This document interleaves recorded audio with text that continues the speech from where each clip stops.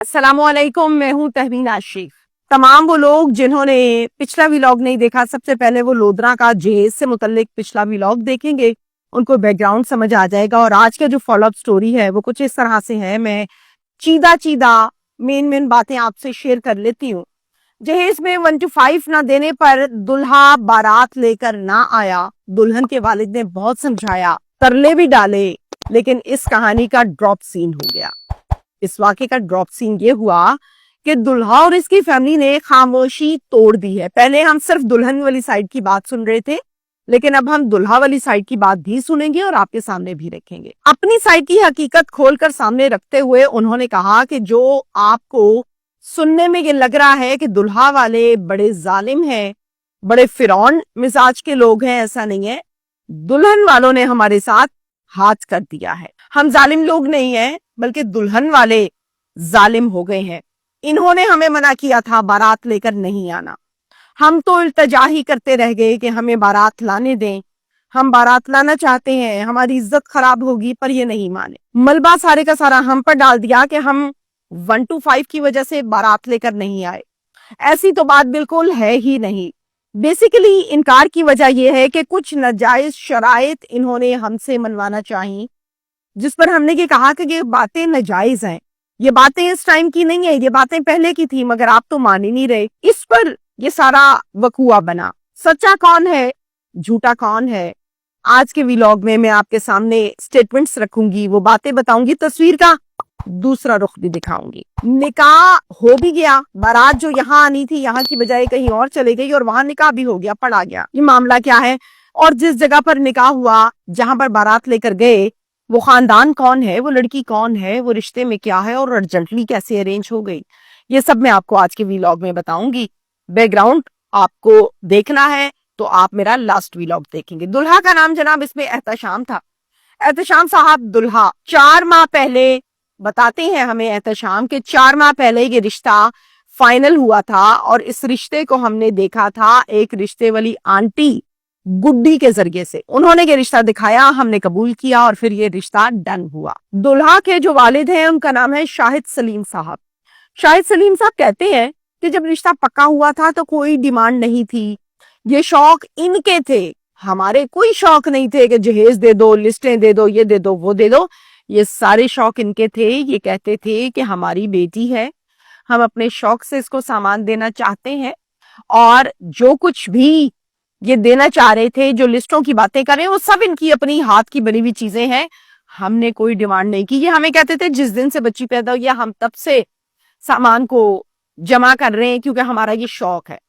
तो पहली बात तो ये क्लियर हुई कि ना हमारी डिमांड थी, ना हमने इनको फोर्स किया था। 9, 10, 11 मई ये डेट्स रखी गई थी शादी की। कहते हैं कि सलामी में हमने अपने दामाद को 1 to 5 अप्लाइड 4 देना है। हमने कहा ये क्या बात हुई, ऐसी कोई डिमांड नहीं है भाई, ऐसी किसी चीज की जरूरत नहीं है। लड़की वालों ने कहा था कि ये हमारा शौक है, हमें करने दें, हमें अपने शौक को पूरा करने के लिए आपसे इजाजत की जरूरत नहीं है। तो मैंने कहा था कि भाई इन चीजों की भी जरूरत नहीं है। ये बात मैं कर रही हूँ लड़की वाले और लड़के वाले जो आपस में बातचीत कर रहे हैं। शाहिद सलीम जो कि लड़के के वालिद हैं, वो कहते हैं कि मैं एक सरकारी मुलाजमत से रिटायर्ड अफसर हूँ, मेरे घर गाड़ी भी है, मेरा घर भी है, मेरे पास 4 आने भी है, स्टेटस भी है, तो मुझे इन चीजों में कोई दिलचस्पी नहीं है, ना हमें इन चीजों की जरूरत है। बस हमें इज्जत से बेटी दे दें, हम ब्याह कर अपने घर अपनी इज्जत बनाकर लेकर आएंगे। अच्छा, अब मैं वकूए पर आ रही हूँ। शाहिद साहब ये भी कहते हैं, लड़के के वालिद, दुल्हा के वालिद कहते हैं, दोपहर 10 मई को बारात का फंक्शन था, दुल्हन के वालिद की कॉल आई है उस टाइम जब हम सेहराबंदी कर रहे थे। तो उन्होंने मुझसे पूछा है कि हाँ जी क्या प्लान है। तो गुलाम मुर्तजा को मैंने ये जवाब दिया, जो कि दुल्हन के वालिद हैं। मैंने कहा जी हम सेहराबंदी कर रहे हैं, बस सेहराबंदी करके तो हम निकलते हैं, इंशाल्लाह आपके पास आ रहे। तो मुझसे पूछा कि मौलवी का अरेंजमेंट कर लिया है। मैंने कहा बिल्कुल मौलवी का अरेंजमेंट कर लिया है। फिर इन्होंने कहा कि फिर आप मौलवी को अपने ये बता दें कि 10 तोले जेवर, 10 मरले का प्लॉट और 5,000 रुपए माहाना जेब खर्च निकाह नामे के अंदर कॉलम में लिखा जाएगा। आप मौलवी को बता दें। मैं इनकी बात सुनकर हक्का बक्का रह गया हूं कि ये क्या बात कर रहे हैं, क्योंकि ऐसी कोई बात पहले तो हुई नहीं। تو پھر یہ کیوں ایسا کہہ رہے ہیں؟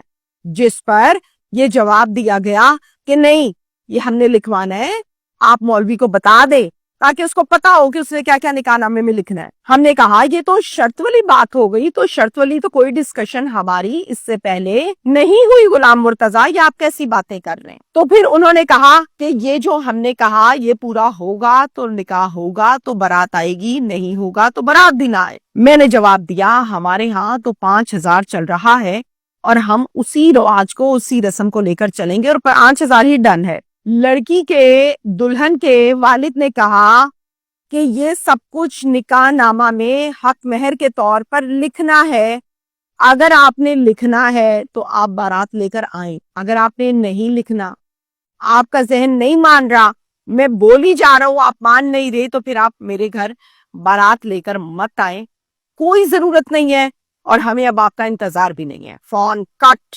دلہا کا جو والد تھا بڑا حیران اور پریشان ہوا، چونکہ برادری تو کٹھی ہوئی تھی، صحرا بندی چل رہی تھی، تو انہوں نے کیا کیا، تمام برادری والوں کے مین بڑے لوگوں کو بٹھایا اور ان کو بتایا کہ یہ کچھ ہو گیا۔ اس کے بعد دلہا کے جو تایا ہیں ان کا نام ہے محمد شمشاد صاحب۔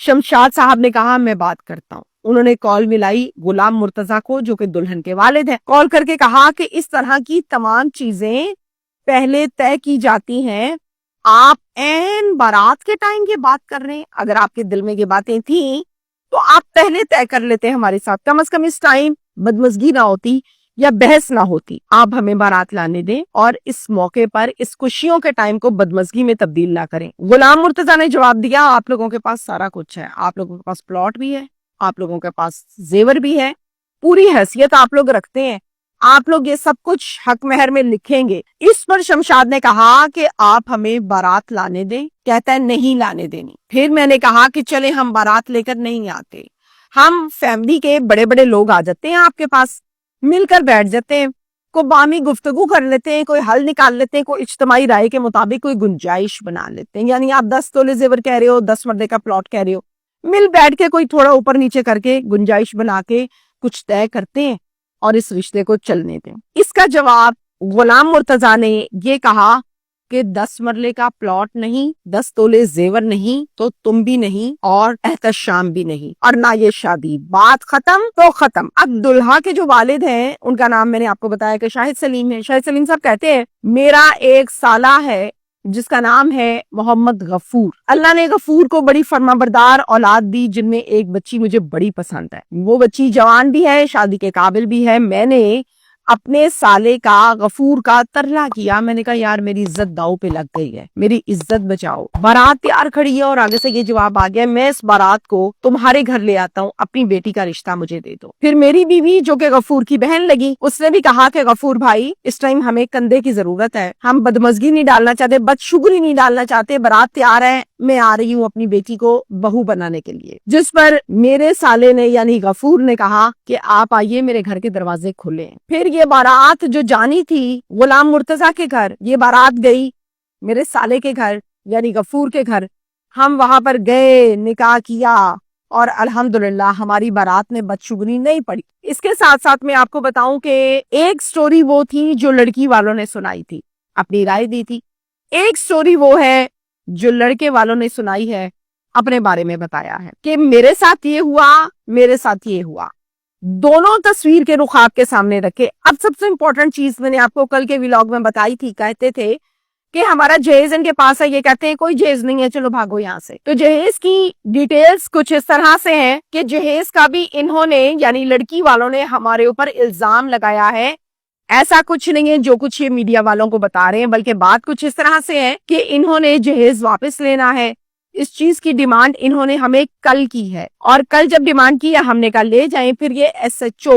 متعلقہ ایس ایچ او کے ہمراہ آئے ہیں، اچھی بچی جو سامان کی انہوں نے ہمارے گھر پہنچائی تھی مہندی والے دن، وہ تمام ہم نے ایس ایچ او کی موجودگی میں، پولیس کی موجودگی میں ان کے ہینڈ اوور کیا ہے، یہ لے کر چلے گئے ہیں، اور جو ہم نے لڑکی کو دیا تھا وہ سامان بھی ہم نے ان سے وصول کر لیا ہے۔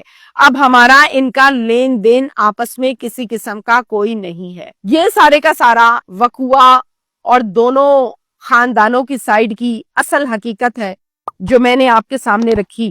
میں ایک بات آج کے ویلاگ میں ذاتی رائے کے طور پر یہ کہنا چاہوں گی، یہ میری ذاتی رائے ہے، رشتے کبھی حق مہر سے نبھے نہیں اور رشتے کبھی حق مہر سے بندھے نہیں جاتے۔ زیور کے ساتھ زندگی گزرتی نہیں ہے اور 10 مرلے کا پلاٹ شوہر بنتا نہیں ہے۔ لہٰذا رشتوں کو دل سے عزت کے ساتھ سنسیئرٹی کے ساتھ نبھایا جائے تو امید کی جا سکتی ہے کہ زندگی بہترین گزرے گی۔ میں نے ایسے کیسز دیکھے ہیں جس کے اندر حق مہر لڑکی کی جانب سے رکھوایا گیا 5 مرلے، شادی کے ٹھیک 5 ماہ کے بعد لڑکی کو قتل کیا، لڑکی کے باپ کو فون کیا آؤ بیٹی لے کے چلے جاؤ، کون سا حق مہر؟ تو ایسے حق مہر کو آگ لگانی ہے جہاں بچی کی زندگی نہ رہے۔ Thank you.